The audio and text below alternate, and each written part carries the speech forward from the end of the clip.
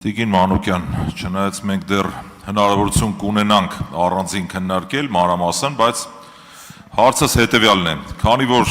ֆինանսավարկային եւ բյուջետային հարցերի մշտական հանձնաժողովի տիրույթում է գտնվում բանկային համակարգը, ես այսպես մի անհանգստություն ունեմ, ոչ թե անհանգստություն, այլ անհասկանալի է ինձ համար, թե օրինակ ինչու պետք է հարևան Վրաստանում հնարավորություն ունենան բիզնեսի ներկայացուցիչները ստանալ համեմատաբար ավելի ցածր տոկոսադրույքով վարկեր, իրականացնել բիզնես գործունեություն, ընդ որում երկարաժամկետ բիզնես վարկեր, իսկ Հայաստանում չեմ ուզում այդ արտահայտությունը օգտագործեմ, բայց կարծեք բանկերը նմանվել են լոմբարդի գրավատների, որտեղ միայն գրավով ապահովված վարկեր են, բարձր տոկոսադրույքներով եւ երկարաժամկետ այնպես ինչպես Վրաստանում այդպես չեն, եւ ըստ էության բանկային համակարգը այսպես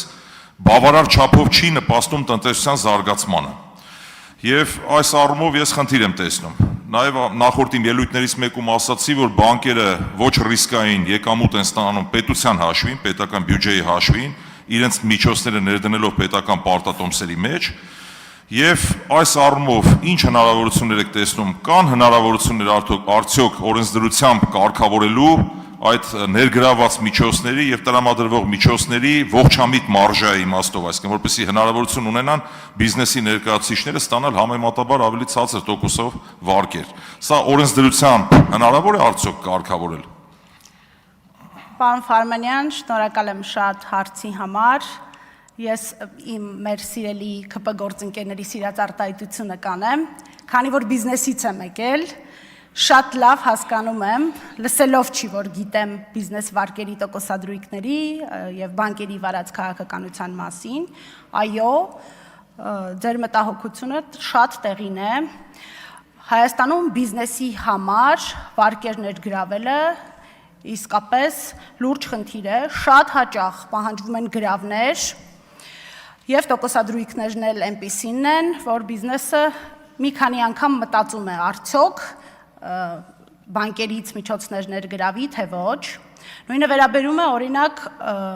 բանկային երաշխիքներին, որը ըստ էության պայմանական պարտավորություն է, բայց նրանց նկատմամբ էլ եւ տոկոսադրույքները եւ դրանց ապահովման միջոցները բիզնեսին դժվար խնդրի առջև է կանգնացնում եւ բիզնեսները չեն կարողանում այդ պատճառով մասնակցել նույն պետական գնումների, չեն կարողանում մեծացնել իրենց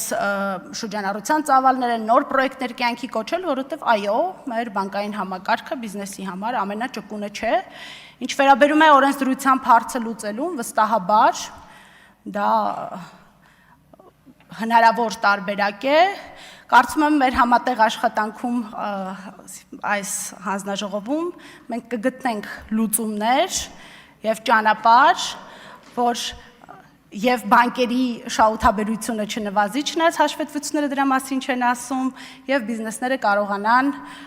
հնարավորինս նպաստավոր տոկոսադրույքներով միջոցներ ներգրավել, ստեղծել նոր աշխատատեղեր, ստեղծել տնտեսական աճ երկրում։ Շնորհակալ եմ։ Արձագանք։ Շնորհակալություն Տիկին Մանուկյան եւ նաեւ մեկ այլ մտահոգություն եմ ուզում արտահայտել կապված բանկերի գործելավոճի հետ։ Անուղղակիորեն խոչընդոտում են բիզնեսին, օրինակ միջազգային դրամական փոխանցումների ժամանակ, երբ մի հատ հսկայական հարցաշար պետք է լրացնես, թե գումարի ծագումը որտեղից,